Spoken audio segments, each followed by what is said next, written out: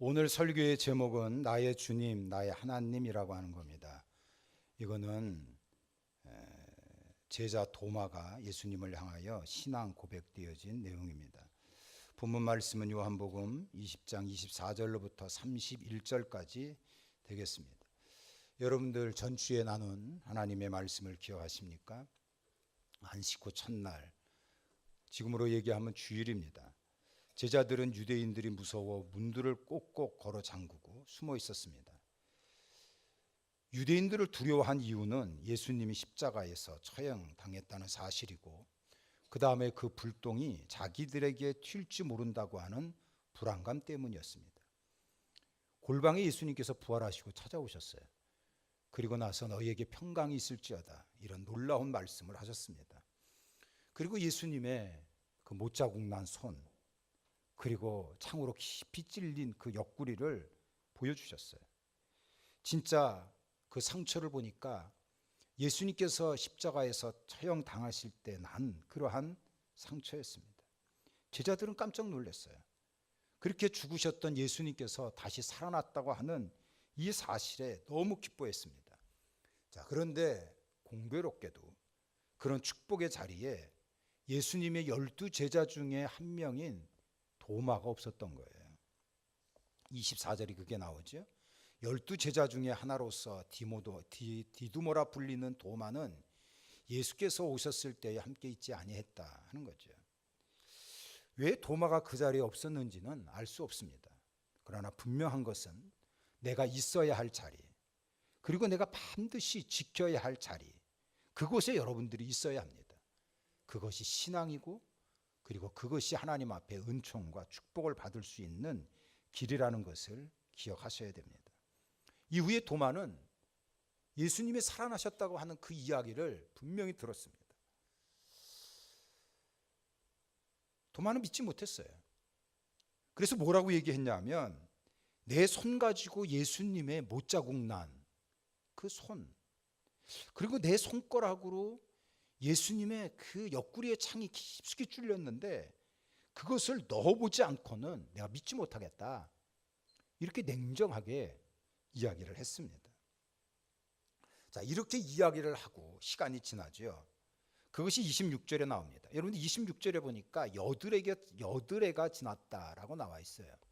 그러니까 여드레가 지났다고 하는 것은 대략 한 일주일 정도 시간이 지난 거 아닙니까? 나는 예수님을 내가 직접 확인하지 않고는 부활을 못 믿겠다고 말한 후에 일주일이 지났는데, 이 일주일 지나면서 도마는 많은 생각을 했을 것입니다. 도마를 향하여 예수님이 12 제자 가운데 의심이 많은 제자, 이렇게 이야기를 하잖아요. 근데 여러분들, 의심이 많다는 것은 많은 생각을 하고 있다, 그런 뜻입니다. 친구들로부터 예수님이 살아났다고 하는 그 이야기를 듣고 그 생각 많은 도마는 일주일 동안 깊은 고민을 했을 것입니다. 친구들 모습을 보니까 뭔가 달라졌어요. 이 사람들이 예수님이 십자가 달릴 때 다 도망갔잖아요. 그리고 무서워서 골방 거기에 다 모여놓고 문들 다 걸어 잠그고 있지 않았습니까? 근데 부활했다고 하는 그 소식을 듣고 그 제자들이 뭔가 달라지고 있는 것을 바로 도마가 느끼게 된 거예요. 그러면서 생각을 한 겁니다. 진짜 친구들 말같이럼 예수님이 살아났다면 그 의미는 무엇인가? 여러분들, 엉클어진 실타래를 풀어본 적이 있습니까? 저도 어릴 때 엉클어진 실타래를 풀어봤습니다. 맹탕입니다. 전 참 푸는 것이 굉장히 저한테는 너무 힘든 그러한 고문과 같은 일이라고 생각을 합니다. 요즘도 매듭을 풀다가요, 성질 나가지고 가위로 다 잘라버립니다. 그런데 저희 어머니는 실타래 푸는 일에 선수십니다. 그래서 내가 가만히 보니까 그 해답은 작은 매듭에 있었습니다. 그 매듭 하나를 풀면 엉클어진 실들이 술술술술 풀려나가는 것입니다. 도마에게 있어서 부활은 예수님께 대하여 엉클어진 그러한 비밀을 푸는 일에 있어서 굉장한 중요한 매듭이었다는 겁니다. 사실 도마는 이해할 수가 없었어요. 예수님께서 왜 십자가에 그렇게 무기력하게 돌아가셨느냐 하는 거예요. 예수님이 3년 동안 보여준 그 능력 대단하지 않습니까? 그러니까 그러한 능력, 보여줬던 그러한 일들을 반만이라도 예루살렘에서 보여줬다면 로마 군인들 싹 몰아내고 이스라엘 자치 정부를 충분히 세울 수 있었을 것입니다. 그런데 예수님께서 예루살렘에 도착하시자마자 마치 방전된 이 배터리처럼 이 모든 모욕과 고난을 고스란히 당하시고 십자가에서 그렇게 처참하게 죽으신 거예요. 왜 그래야 했는지 도마는 이해할 수가 없었어요. 그런데 그렇게 돌아가신 예수님께서 살아났다는 거예요. 그렇다면 그 예수님은 사람의 몸을 입고 오신 하나님이다. 인간을 구원하기 위해서 하나님께서 가장 낮은 곳까지 내려오신 그러한 우주적인 사건이 부활의 역사단 말이죠. 그래서 부활하신 예수님은 나의 하나님이시고 부활하신 그분께 내 인생 전체를 바쳐도 참 감사한 일이다. 이렇게 정리를 했을 것입니다. 이 도마가 제자들과 함께 골방에 있었습니다. 근데 예수님께서 나타나셨어요. 그리고 나서 예수님께서 첫 번째와 똑같은 말씀을 하신 겁니다. 너희에게 평강이 있을지어다. 그러면서 거기에 모여있는 제자 가운데 도마를 불렀어요. 그리고 도마에게 말씀을 하시기를 도마야 네 손가락을 이리 내밀어 내 못자국 난 손 여기 확인해라. 그리고 창으로 찔린 이 옆구리도 한번 손가락으로 깊이 누워 확인해봐라. 그러면서 하신 말씀이 믿음이 없는 자가 되지 말고 믿는 자가 되어라. 이렇게 말씀을 하신 거예요. 부활의 주님을 만났죠. 도마는 부활의 주님을 만난 후에 완전히 엎어진 겁니다. 완전히 꼬꾸라진 거죠. 여러분들 부활의 주님을 믿습니까? 예수님께서 부활하신 것을 확실하게 여러분들 믿음으로 고백하고 있습니까? 자, 여기에 등장하는 이 도마라고 하는 제자는 어떤 제자입니까? 오늘 본문 가운데 24절에 보니까 디두모 도마라고 나와 있잖아요. 이 디두모라고 하는 것은 쌍둥이라고 하는 뜻입니다. 그러니까 도마는 쌍둥이였던 것 같아요. 이 도마는 갈릴리 어부 출신입니다. 원래 이 뱃사람들이 성격이 좀 급하잖아요. 열정적으로 삽니다. 역시 도마도 상당히 열정적으로 살았던 사람입니다.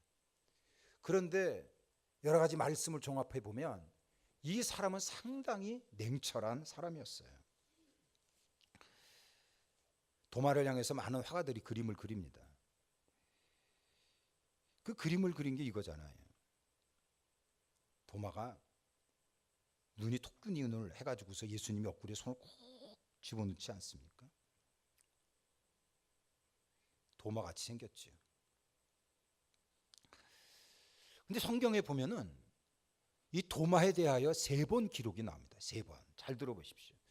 예수님께서 하루는 많은 유대인들을 모아놓고서 그렇게 말씀을 하셨어요. 나와 하나님 아버지는 하나다. 이렇게 얘기를 하셨어요. 이야기를 듣고 유대인들이 벌떼같이 일어나서 신성 모독이다 라고 외치며 예수님을 돌로 내리쳐 죽이려고 했어요. 얼마나 다급한 상황입니까? 이럴 때 예수님께서는 그 무서운 현장에서 빠져나오십니다. 그리고 얼마 안 있다가 소식이 오는 거예요. 그게 뭐냐 하면 예수님이 그렇게 사랑했던 나사로가 심각한 병이 걸린 겁니다. 그래서 빨리 나사로에게 신방 와달라고 하는 그러한 요청을 받게 되는 거예요. 근데 제자들은 다 반대한 겁니다. 아니 예수님, 조금 전까지 예수님을 향하여 돌로 쳐 죽이려고 하는 아니 그 동네를 왜 다시 가려고 합니까? 가면 안 돼요. 제자들 반대했어요. 그랬더니 예수님이 나 나사로한테 가야 되겠다 이렇게 말씀을 하셨어요. 그러니까 제자들하고 예수님하고 의견이 이게 충돌이 일어난 겁니다. 이럴 때 도마가 나선 겁니다.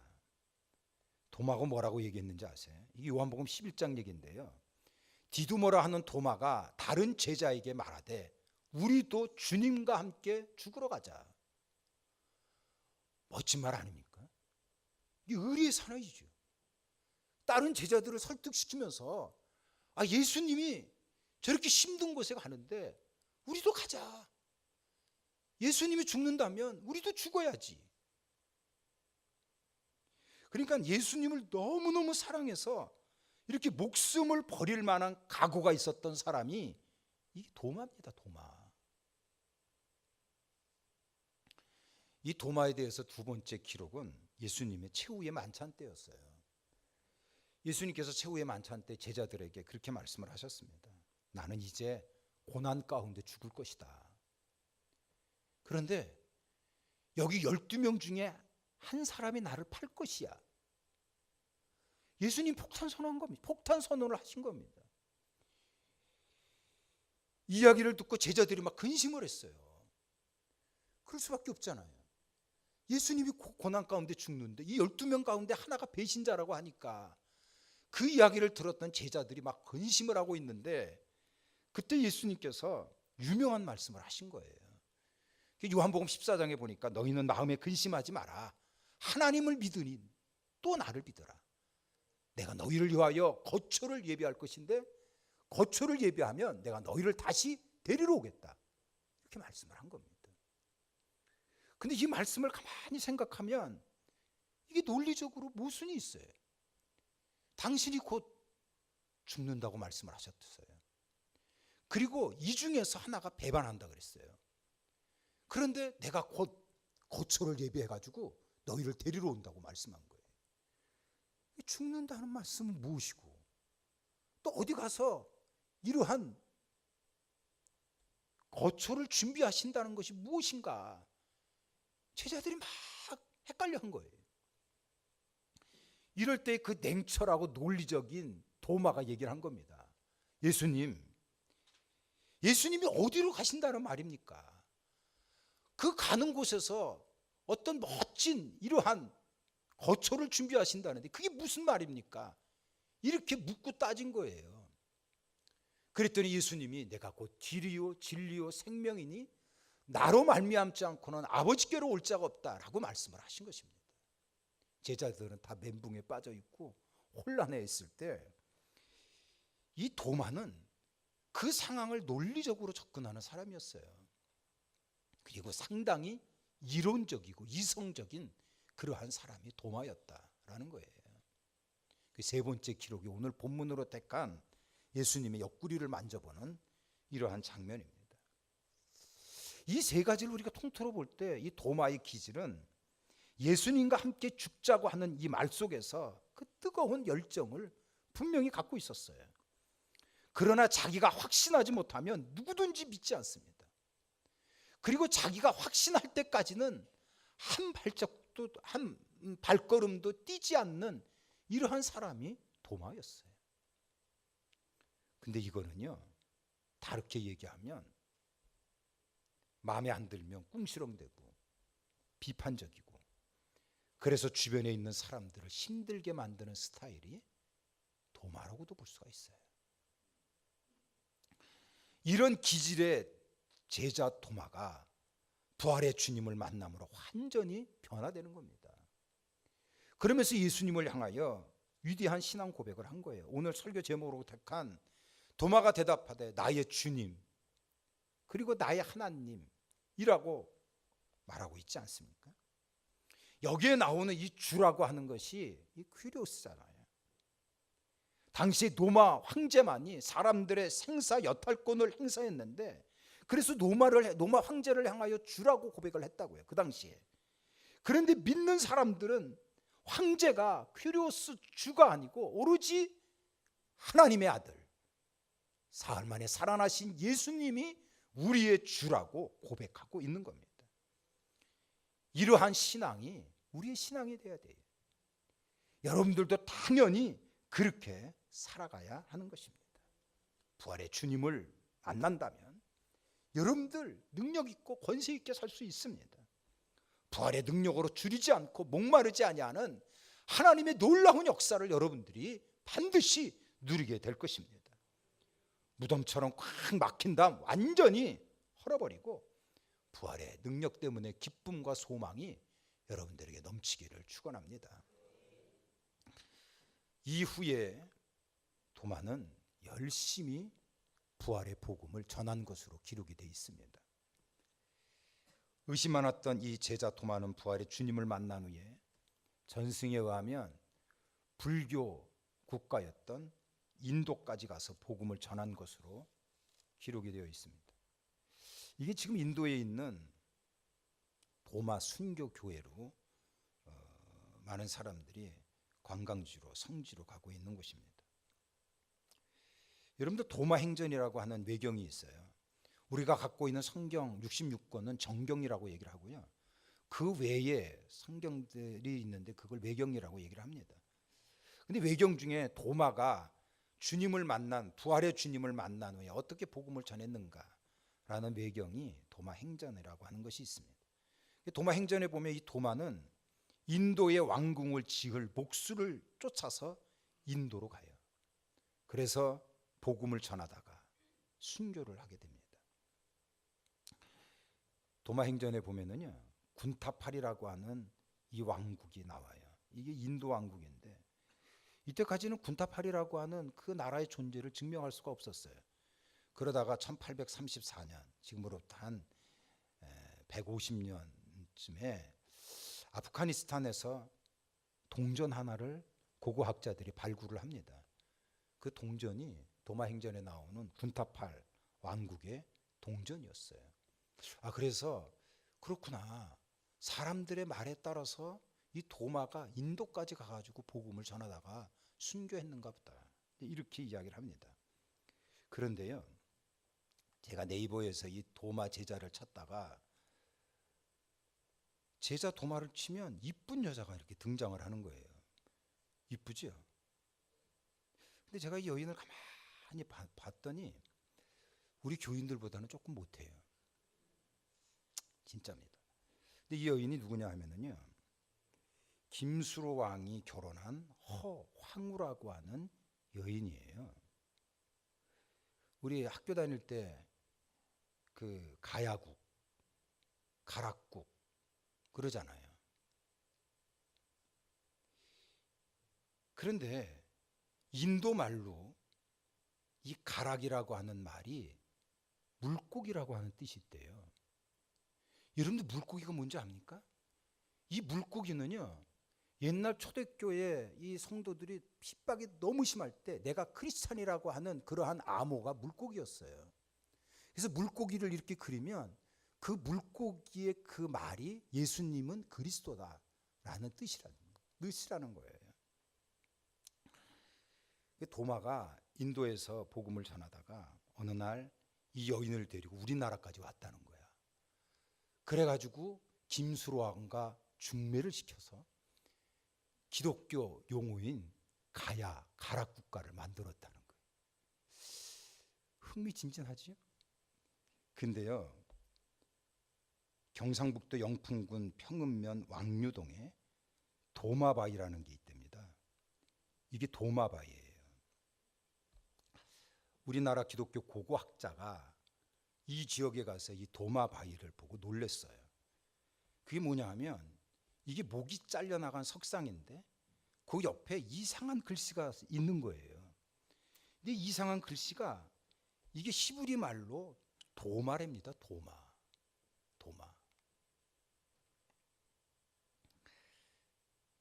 그래서 우리나라 그 고고학자들이 도마가 우리나라까지 왔다.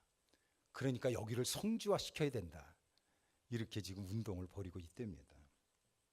제가 이제 하나의 추론에 있는 것을 이야기하는데 중요한 거는 뭐냐면 여러분들 도마의 첫 신앙 고백이 뭔지 압니까? 성경에서 도마에 대해서 3번 기록이 나온다 그랬어요. 도마의 첫 번째 신앙 고백은 우리도 예수님과 함께 죽으러 가자 하는 거였어요. 힘들고 어렵지만 다른 제자들이 다 주저주저 하고 있을 때 얘들아 우리 주님과 함께 죽으러 가자. 이런 그 도마의 외침이 전도로 실천하는 생애를 살았다고 보는 거예요. 도마를 부르시고 사용하시고 만들어 가셨던 예수님은 오늘도 우리를 제자로 부르시고 그리고 우리와 함께 가자, 나와 함께 가자라고 말씀을 하고 계시는 것입니다. 여러분들의 삶을 주님과 함께 가는 그러한 복된 삶이 되어지기를 바랍니다. 그래서 권세 있고 능력 있는 축복의 생애가 되기를 예수님 이름으로 축원합니다.